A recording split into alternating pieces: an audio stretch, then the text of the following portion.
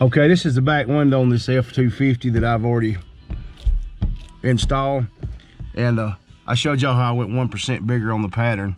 I lock it in down here. I just lock it in. I drop it off in there, set it on the bottom, set this one side over here. My 1% overlap is on the driver's side and up top. So I'm gonna show you how I do this. I'm using the sledgehammer crop blade.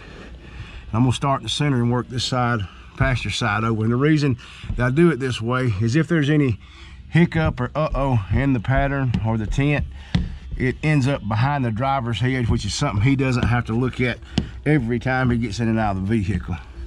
Gil Guerrero has made this thing a mainstay for French panes and flat glass. Hell, he even uses on some big flat glass jobs.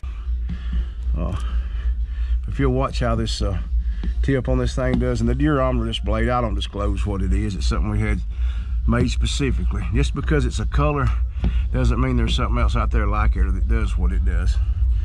This truck, you can see a mark here on this glass. I don't know if you can see it or not. Here, somebody scratched it with something on the outside of the truck, oversized the film, and that was to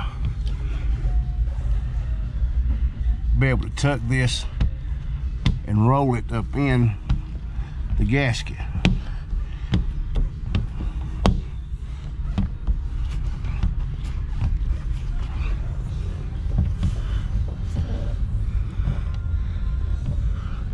I don't know if you can see how this is working.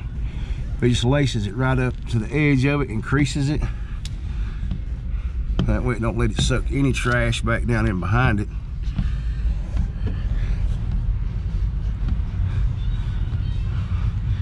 I work all my soap over to the edge and I'll hold it for a minute and let it drain it out so it doesn't feed back up in there and wick trash back out of the corner.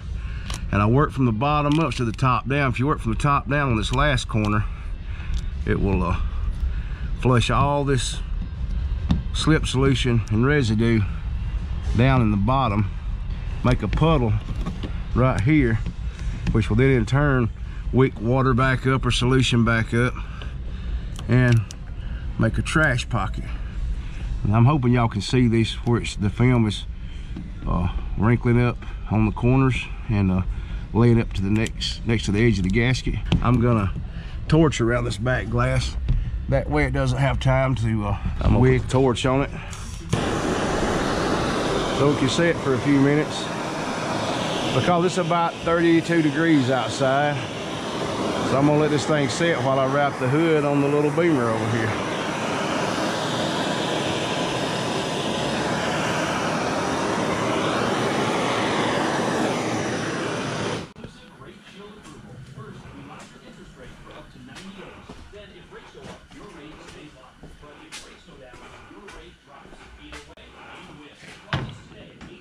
Any of you guys that don't have one of these, I highly suggest you get one.